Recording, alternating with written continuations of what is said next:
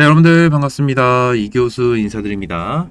자, 일단 오늘은 이거 EM 플러스 여러분들에게 좀 말씀을 드릴 건데, 자, 2차 전지 관련주, 그죠? 2차 전지 관련주고, 좀 부품 관련된 그러한 좀 사업을 진행을 하다가, 이번에 이 실리콘 음극재로 인해서 좀 어느 정도, 자, 반등을 좀 시도하려고 하는 모습을 보여주고 있어요. 자, 어느 정도 이 EM 플러스도 여기 뭐 방열 실리콘 폼부터 시작을 해가지고 뭐 드라이 전극 이런 걸로 인해서 어느 정도 상승을 해주고 있었던 그런 모습을 보여주고 있었는데, 결론적으로 이 전환사채나 그런 부분으로 인해서, 그죠? 그리고 이 실적 부분에 있어서, 그죠? 이런 부분에 대해서 너무나도 안 좋게 나왔었던 EM 플러스이기 때문에 주가가 굉장히 많이 빠졌었던 모습을 보여주고 있습니다. 그죠? 그리고 다시 반등한 이유는 뭐다? 실리콘 음극재예요. 실리콘 음극재. 그죠? 저는 일단 1차적으로 이 실리콘 음극재로 인해서 이 EM 플러스에 대한 주가가 어느 정도는 충분히 회복을 해줄 수 있을 거라고 저는 보고 있습니다. 이게 왜 그런 거냐면, 자, 일단 결론적으로 오늘 5% 정도는 빠졌죠. 그죠? 근데 저는 좀 전에 여러분들에게 말씀드린 것처럼 어느 정도는 회복을 해줄 수 있을 것 같다라고 말씀드렸어요. 그죠? 그 이유에 대해서는 오늘 영상에서 좀 말씀을 드릴 거고요. 한 가지 먼저 말씀을 드리자면, 지금 시장 자체에서는 2차 전지가 그렇게 큰 힘을 받고 있지 않습니다. 그죠? 이 이유는 뭐다? AI와 로봇. 그죠? 다른 쪽의 테마, 개별 테마 플러스 해가지고 이 로봇 테마가 요즘에 굉장히 많은 수급이 들어가 주면서 큰 상승이 나와주고 있는 그런 상황을 보여주고 있어요. 그래서 뭐 레인보우 로보틱스 유명하죠. 삼성이 투자한 회사로서 되게 유명한데, 레인보우 로보틱스도 어느 정도 이렇게 횡보 구간을 많이 길게 보여줬지만, 자, 최근에 급등을 해주는 모습으로 17만 8,800원 정도를 기록을 해준 그런 모습을 보여주고 있는 그러한 상황이라는 겁니다. 그래서 지금 당장 2차 전지에 대해서는 그렇게 원활하게 좀 수급이 들어오고 있지가 않다라는 거, 여러분들이 꼭 체크를 해야 되는 그러한 상황이라는 거예요. 아시겠죠? 지금 당장 여러분들이 이 시장에 대한 흐름, 이 흐름 같은 거를 체크를 하는 게 정말 중요합니다. 지금 시장 자체도 그렇게 좋지 않은 상황에서 이런 순환매가 너무나도 지속적으로 빠르게 움직이고 있는 상황이기 때문에 여러분들이 꼭 좀 알고 가셔야 된다라고 해서 제가 말씀을 드린 거니까 참고를 해주시면 너무나도 좋으실 것 같고요. 하루하루, 좀 길게는 일주일에서 뭐 보름, 그죠?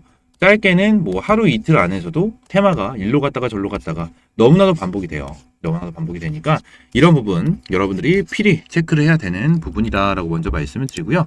자, 그러면 EM 플러스 관련해가지고 여러분들 왜 주가가 어느 정도 회복을 해줄 수밖에 없는지에 대해서 좀 먼저 말씀을 드릴 건데, 먼저 여러분들이 우려를 하시는 부분에 대해서 먼저 말씀드릴게요. 자, EM 플러스 실적표를 보시게 되시면 어느 정도는 매출이 좀 꾸준하게는 나온다고 해야 되나, 이것도 좀 애매합니다. 그죠? 근데 매출이 너무나도 들락날락이야. 20년도에는 274억, 그죠? 21년도에 554억, 그죠? 22년도에 269억 이런 식으로 나왔어. 그죠? 그리고 2023년에는 좀 어느 정도 전년 대비해서 매출이 그래도 꽤 괜찮게 나왔어요. 그죠? 근데 영업이익이나 당기순이익 보시면 너무나도 암울하죠. 그죠? 너무나도 안 좋아. 근데 여러분들이 필히 체크를 해야 되는 부분이 뭐다? 자, 제가 EM 플러스를 말씀을 드릴 때 항상 좀 보여드리는 건데, 자, 이걸 보시면 이게 좀 중요해요. 전환사채. 이게 물량이 굉장히 많거든요. 굉장히 많아. 엄청나게 많은데 이 부분을 여러분들이 꼭 체크를 하셔야 되는 부분이에요. 이게 왜 그런 거냐면, 일단 이 전환사채 물량 자체가 거의 계산을 해보면 3천만 주가 됩니다. 3천만 주가 되는데 상장 주식수는 총 6,796만 1,170주라는 거예요. 그죠? 근데 이 종목 분석 들어가서 지분 현황도 보시게 되시면 대주 지분은 3.7%, 그죠? 유동 주식수가 6,300만 주. 유동 주식 비율이 92.98%라는 거예요. 그럼 이거는 뭐다? 전부 다 개인 투자자분들이 움직이는 거다. 그럼 이거는 또 추가적으로 뭐다? 세력들이 장난질 치기 너무나도 좋은 기업 중에 하나다. 이거라는 거예요. 이게 팩트라는 거예요, 이게. 그래서 우리 개인 투자자분들이 굉장히 고통을 받고 있는 그러한 기업 중에 하나다라고 좀 여러분들한테 말씀을 드리고 있는 겁니다. 자, 그러면 이거는 우려를 할 만한 상황이고, 그죠? 우려가 할 만한 상황이고, 자, 앞으로 그러면은 주가가 다시 한번 어느 정도는 회복을 시켜줄 수 있는 그러한 근거는 뭐냐? 그죠? 이거를 보면 일단 1차로 대표는 이거겠죠. 실리콘 응급제. 솔직히 이제 이거밖에 없어요. 이게 왜 그런 거냐면, 자, EM 플러스가 유럽판 인터 배터리를 가서 어떤 걸 뽐냈죠? 롱타입 각형 배터리와, 그죠? 그리고 자, 드라이 전극을 뽐냈습니다. 그죠? 그래서 이 드라이 전극에 대해서는 이제 전 세계 좀 글로벌 기업들이 드라이 전극에 대해서 굉장히 많은 관심을 주고, 이 드라이 전극에 대해서는 테슬라도 어느 정도 관심을 줬었어요. 그래서 EM 플러스에서 얘기를 한 게보다 이 드라이 전극을 많은 기업이 관심을 줬으니까 이런 부분을 좀 공급 납품할 수 있도록 얘기를 잘 해보겠다. 이런 얘기가 나왔었단 말이에요. 근데 이런 부분이 나왔는데 이후로 무슨 얘기가 없어. 기술력이 좋은 건 알겠어. 자, 이러면서 드라이 전극이 뭔지 간단하게 설명드릴게요. 자, 2차 전지를 생산하는 데 있어서 이 프레스라는 공정이 있어요. 프레스라는 공정이 있는데 이 공정이 굉장히 긴 공정이고, 이 공정에서 나오는 이 에너지 비율, 에너지 소비라고 할게요. 이게 굉장히 높습니다. 그래서 쉽게 생각하면 전기세가 많이 나온다는 거야. 이 프레스라는 공정 자체 하나로만. 그죠? 근데 드라이 전극을 사용을 하면 지금 사용하고 있는 전기세로 뭐 한 달에 뭐 100만 원을 낸다라고 했을 때 드라이 전극 사용하면은 거의 90% 이상, 최소 90% 정도는 어느 정도 좀 해결이 된다라는 겁니다. 그래서 기업 입장에서는 어느 정도 아낄 수 있는 부분이기 때문에 이런 거에 대해서 관심을 받았어. 근데 여기서 추가적으로 자, 드라이까지 들어가 있죠. 드라이가 들어가져 있는데 프레스라는 공정 자체가 드라이를 해주는 공정이에요. 그죠? 드라이 전극이 프레스라는 공정보다 더욱더 완벽하게 100%에 가까운 드라이를 해주는 그러한 기술력이라는 거예요. 자, 배터리를 만들 때 드라이가 굉장히 중요합니다. 구리 위에다가 이런 광물을 녹여서 붙여가지고 이거를 말려야 되거든요. 말려야 되는데 이거를 얼마나 잘 말리냐에 따라서 이 배터리 효율을 높일 수가 있어요. 그래서 이 드라이가 굉장히 중요하다. 그래서 EM 플러스가 개발한 이 드라이 전극에 대해서 엄청나게 이슈가 되고 관심을 많이 가졌다라는 거야. 그죠? 근데 결론적으로 지금 당장은 뭐 얘기가 없죠. 그죠? 쉽게 생각하면 이전에 금양이랑 비슷하다고 보면 돼요. 금양 같은 경우에도 뭐 콩고 뭐 지분 투자하겠다, 목라 지분 투자하겠다, 뭐 부산 얘기하고, 뭐 2170 배터리 얘기하고, 4680 배터리도 얘기하고, 이런 얘기를 했는데 결론적으로 얘기만 하고 뭔가 안 나왔었죠. 그리고 최근에 금양이 뭐 목라 강산에 대한 지분을 투자를 하고 부산시와도 어느 정도 얘기가 나와주고 하니까 주가가 많이 급등을 한 거란 말이에요. 그렇죠? 이런 것 때문에 급등을 한 거잖아. 근데 EM 플러스 같은 경우에는 아직까지 이런 얘기가 나온 게 없어. 솔직히 앞으로도 나올지 안 나올지 모르겠어요. 근데 이번에 갑자기 또 실리콘 응급제가 짠하고 나타났네. 그리고 여기서 우리 또 개인 투자자분들은 불안한 심리가 생길 수도 있겠지. 어떤 불안한 심리? 자, 실리콘 응급제에 대해서 부각을 했어. 그죠? 부각을 했는데, 자, 이런 부분에 대해서 좋은 건 알겠어. 근데 추가적으로 실리콘 응급제에 대한 내용이 또 안 나와. 또 안 나와. 그러면은 EM 플러스가 어떻게 돼요? 또 실리콘 응급제에 대한 재료가 소멸이 되면서 주가가 어느 정도 회복을 했지만 다시 한번 꼬꾸라질 수도 있겠다는 거예요. 그죠? 이게 중요한 포인트라는 거다. 그럼 여러분들은 어떻게 해야 돼요? 이런 부분에 대해서 어느 정도 대응을 하시면서 반등하는 이런 구간에 대해서는 어떻게 수익을 볼 수 있는 그러한 구간을 만들어야 된다. 그죠? 이게 핵심이다. 자, 그러면 실리콘 응급제는 왜 뜰 수밖에 없냐? 아니면 이 실리콘 응급제도 엄청나게 뜨는데 양극재, 왜 양극재는 올라가고 응급제는 이전까지 큰 변동성이 없었냐? 그죠? 자, 쉽게 생각하면 양극재랑 응급제가 있는데 응급제보다 양극재가 몇 배는 더 비쌉니다.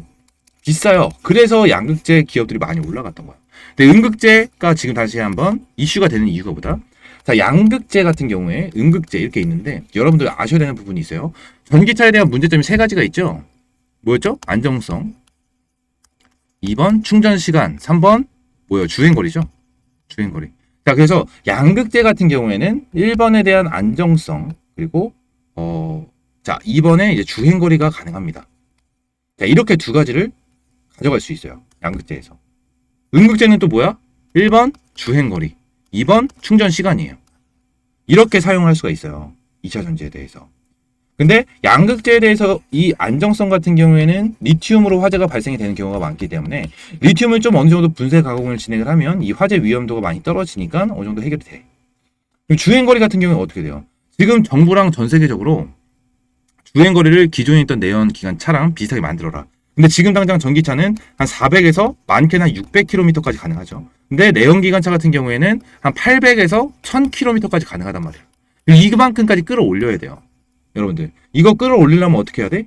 응급제가 필요하다는 거예요. 양극재로는 이만큼 끌어올린 거예요. 지금 현재 주행거리가 나오고 있는 전기차가 주행거리가 나와주고 있는 거는 전부 다 양극재로 끌어올린 겁니다. 양극재로 끌어올린 거야. 그러면 이거보다 더 높이 끌어올려야 되잖아요. 주행거리를. 그러면 응급제가 나타나야 된다는 거예요. 응급제로 주행거리를 끌어올려야 된다. 근데 자 기존에는 흑연 응급제였죠.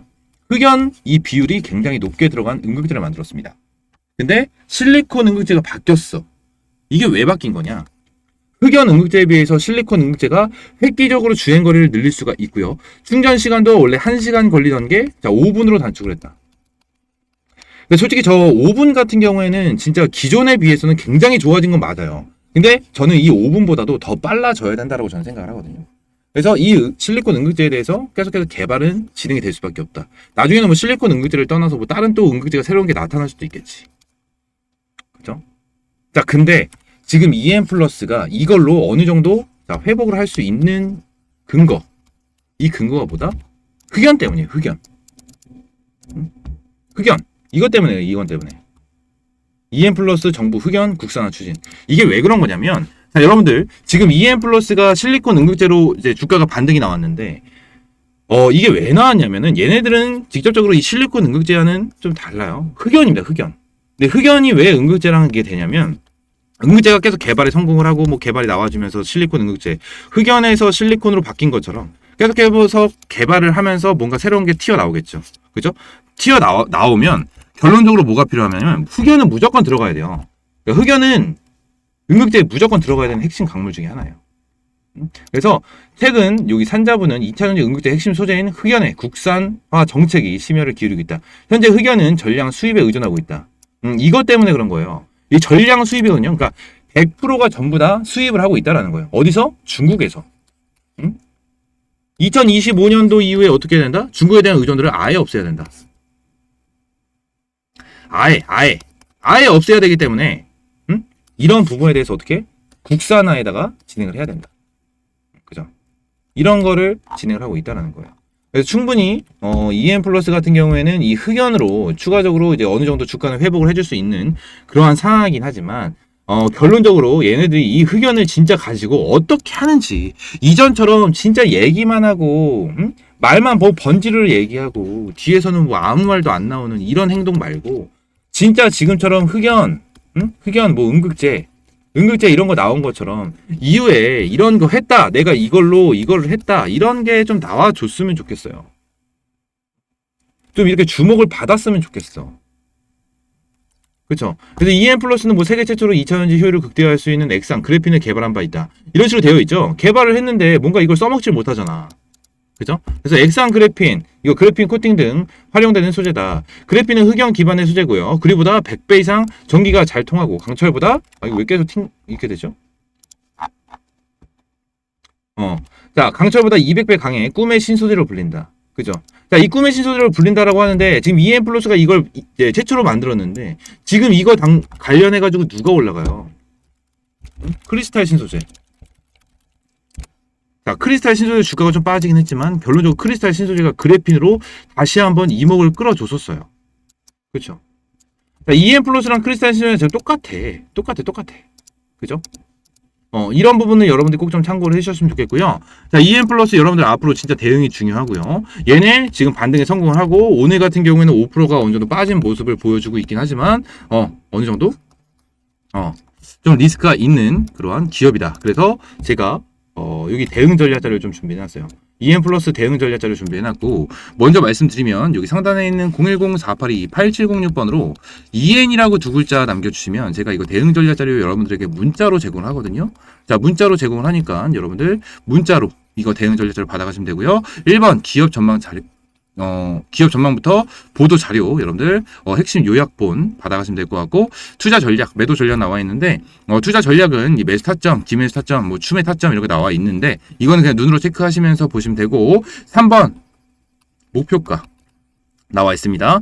단기적인 목표가, 중장기적인 목표가 나와 있기 때문에 이거 매매 시나리오 이 매매 시나리오 여러분들 들어가져 있으니까 매매 시나리오 체크하시면서 여러분들 매매 하시면 무조건 도움이 될 수밖에 없다. 많은 도움이 될 수밖에 없다라고 말씀을 드리면서 다시 한번 말씀드릴게요. 010-482-8706번으로 EN이라고 두 글자 남겨주시면 제가 한 분도 빠짐없이 여러분들에게 이 대응 전략 자료 문자로 제공을 해드리도록 할 테니까 여러분들 이거 꼭 좀 받아가시고요. 오늘 영상은 이대로 좀 마무리를 하고요. 여러분들 이 구독과 좋아요 한 번씩만 눌러주시면서 오늘 영상 마무리하도록 하겠습니다.